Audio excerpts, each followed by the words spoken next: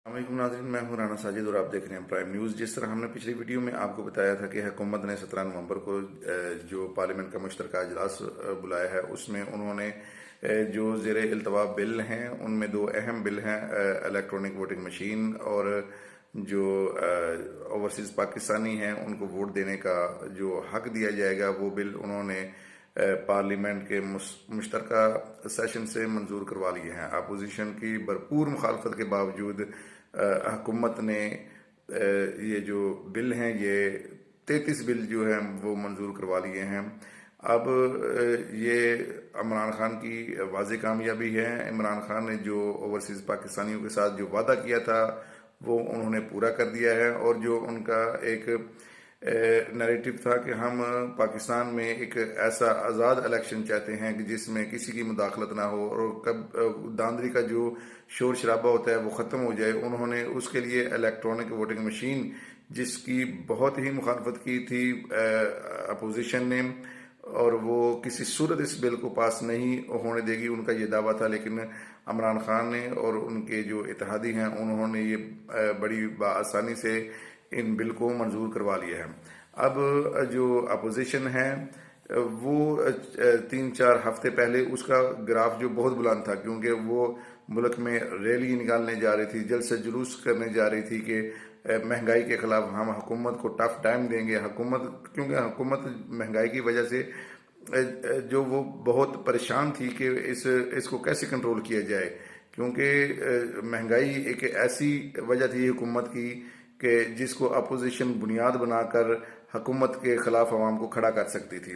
अब जो इस पार्लियामेंट के मुश्तरका अजलास में जो हुकूमत ने जो बिल मंजूर करवा लिए हैं, उसकी वजह से अपोजिशन जो है वो फर्श पर जा गिरी है। और अब अपोजिशन जो है वो ये कह रही है कि हम सुप्रीम कोर्ट जाएंगे। आप चले जाएं, शौक से चले जाएं। सुप्रीम कोर्ट तो पहले कह रही है कि भाई ऐसा निज़ाम लाएं, ऐसा कोई तरीकाकार राइज करें कि जिसकी वजह से ये धांधली का शोर शराबा ख़त्म हो जाए। आप चले जाएं, क्योंकि सुप्रीम कोर्ट ये ऑब्जर्वेशन दे चुकी है कि बहुत सारे जो बेशतर ममालिक, तरक्की याफ्ता जो ममालिक हैं, उनमें इलेक्ट्रॉनिक वोटिंग मशीन का इस्तेमाल हो रहा है, तो पाकिस्तान में भी होना चाहिए। और जो दूसरा जो ओवरसीज पाकिस्तानी हैं उनको वोट का हक देना चाहिए, क्योंकि वो अरबों डॉलर कमा रहे हैं, वहां से पाकिस्तान में भेज रहे हैं और वो पाकिस्तान का सरमाया है, उनको भी वोट का हक हासिल होना चाहिए। और शहबाज शरीफ ने प्रेस कॉन्फ्रेंस करते हुए कहा कि ये मुल्क की तारीख का स्याह तरीन दिन है। जब इनके खिलाफ कोई फैसला आ जाए, ये मुल्क की तारीख का स्याह तरीन दिन ही होता है, क्योंकि इनके हक में जो फैसला है वो इनके लिए रोशनी का दिन हो जाता है। जब इनके खिलाफ को फैसला जाए, वो मुल्क की स्याह तरीन दिन हो जाता है मुल्क की तारीख का, क्योंकि इनके हक में फैसला नहीं आया, क्योंकि ये कामयाब नहीं हुए।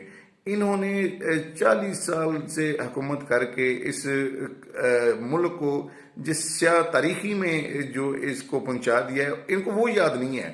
बस इनको ये याद है कि हमारे खिलाफ जब फैसला आ जाए वो स्याह तरीन दिन होता है। न जाने इस जो अवाम है उसके कब रोशनी के दिन आएंगे कि ये अवाम भी कुछ सुख का सांस लेगी।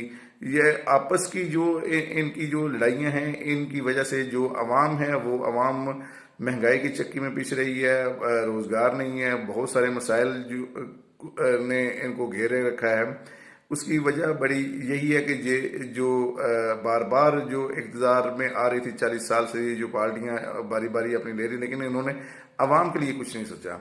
और देखते हैं कि अब आगे जो इलेक्शन कमीशन है वो इलेक्ट्रॉनिक वोटिंग मशीन को कैसे इस्तेमाल करता है। वो कोई और को नई जो मुसीबत तो नहीं खड़ी करेगा, या कोई ऐसा कोई बहाना तो नहीं तलाश करेगा कि हम इसको पूरा नहीं कर सकते इस इलेक्शन में, आंदा इलेक्शन में इस्तेमाल करेंगे। और अब हुकूमत को एक और मरहला तय करना है, वो है इलेक्शन कमीशन का, कि वो इलेक्शन कमीशन को कैसे उस पर जो जोर देती है, या कैसे उसको कहती है कि आप जो है ये इलेक्शन जो है ये इलेक्ट्रॉनिक वोटिंग मशीन के ज़रिए ही करवाएं। और हमें अपनी दुआ में याद रखें, हमारे चैनल को सब्सक्राइब करें। अल्लाह हाफिज़।